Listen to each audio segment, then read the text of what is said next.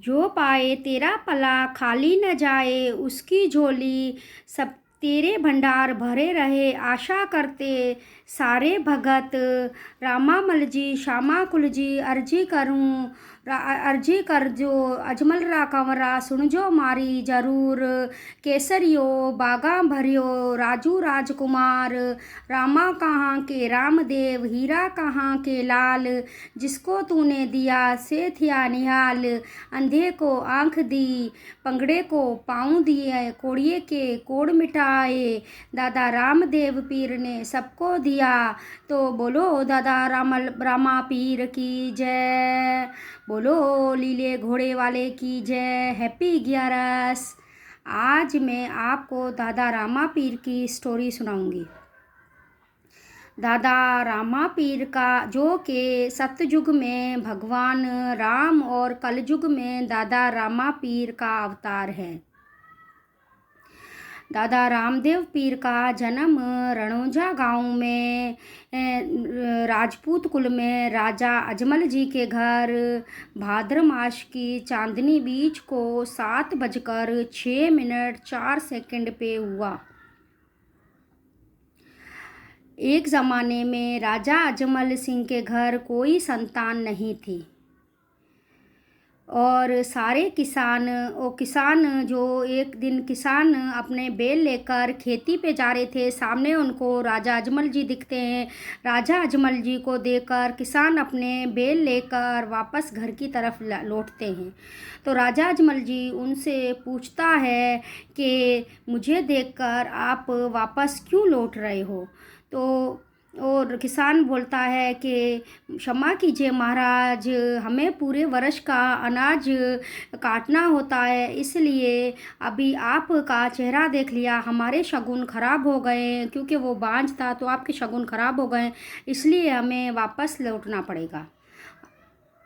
राजा अजमल जी ये सब सुनकर उनको बहुत दर्द तो होता है अंदर, लेकिन वो किसान को वचन देते हैं कि इस वर्ष तेरी खेती पे अगर मेरा चेहरा देखकर तेरी खेती पे अनाज नहीं हुआ है तो मैं तुझे वचन देता हूँ कि पूरे वर्ष का अनाज मैं तुझे दूंगा। और ऐसा सब किसान को बोलकर वो अपने घर की तरफ लौटता है। घर वालों से बोलता है कि मैं काशी जा रहा हूँ भगवान जी से प्रार्थना करने के लिए, अपनी संतान के लिए प्रार्थना करने जा रहा हूँ। अगर भगवान जी ने मेरी सुन ली तो मैं घर आऊँगा, नहीं तो मैं अपने प्राण वहीं पे त्याग दूँगा। ये सब सुनकर अगले दिन सुबह राजा अजमल सिंह जो है वो काशी के लिए रवाना हो जाते हैं और मंदिर में बैठकर पूरे 6 महीने तक वो कठिन तपस्या करते हैं, पूजा करते हैं, भगवान जी को मन से याद करते हैं। लेकिन 6 महीने के बाद भी भगवान जी उनको दर्शन नहीं देते हैं। तो वो क्रोधित होकर भगवान जी की मूर्ति पे पत्थर मारते हैं राजा अजमल सिंह, और पुजारी से बोलते हैं कि तेरे मंदिर में तो झूठी मूर्ति है, कोई भी भगवान यहाँ पे विराजमान नहीं है। मैं 6 महीने से भगवान जी की कठिन तपस्या कर रहा हूँ, लेकिन भगवान जी ने मुझे 6 महीने में एक भी बार दर्शन नहीं दिए। पुजारी उसको बोलता है राजा को कि आपने हमारी भगवान की मूर्ति पे पत्थर क्यों फेंके, ये तो अन्याय है। अगर इतना ही भगवान जी से मिलने के लिए प्यासे हो तो जाकर सागर में डुबकी लगाओ।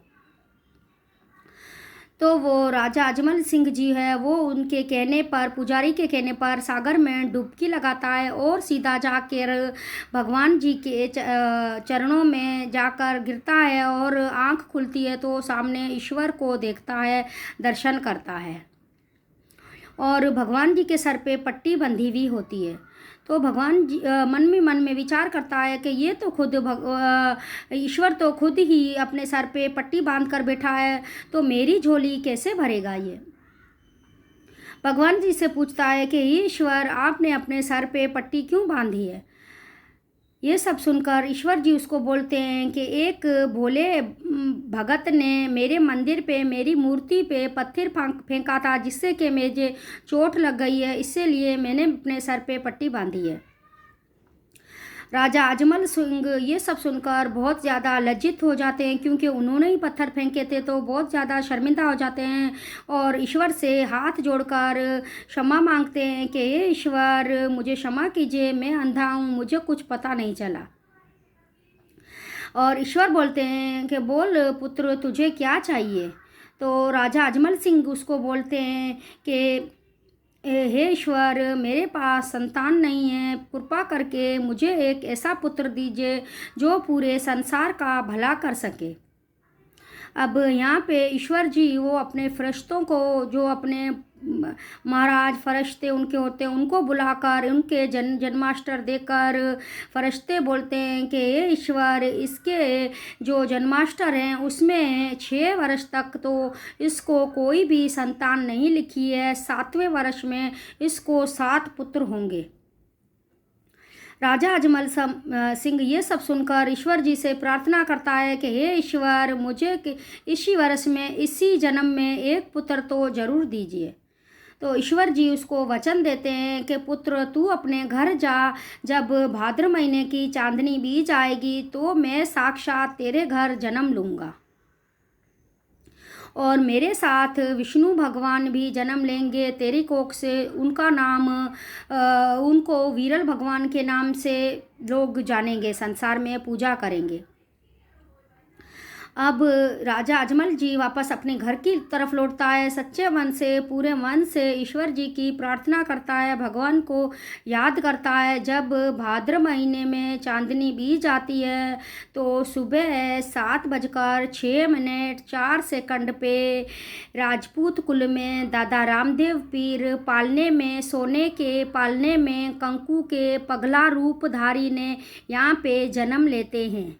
और ये सब देखकर राजा अजमल सिंह जी बहुत ज़्यादा खुश हो जाते हैं कि साक्षात ईश्वर ने मेरे घर जन्म लिया है। तो दोस्तों, जो रामा पीर की जो स्टोरी है वो बहुत लंबी है। उन्होंने पर्चे पे पर्चा कैसे दिया, लाछा रे सुगना जो उनकी बहनें हैं उनका विवाह कहाँ हुआ, और ये उन्होंने समाधि कैसे ली, ये सब मैं आपको नेक्स्ट वीडियो में शेयर करूँगी। तब तक के लिए धन्यवाद। बोलो दादा रामा पीर की जय।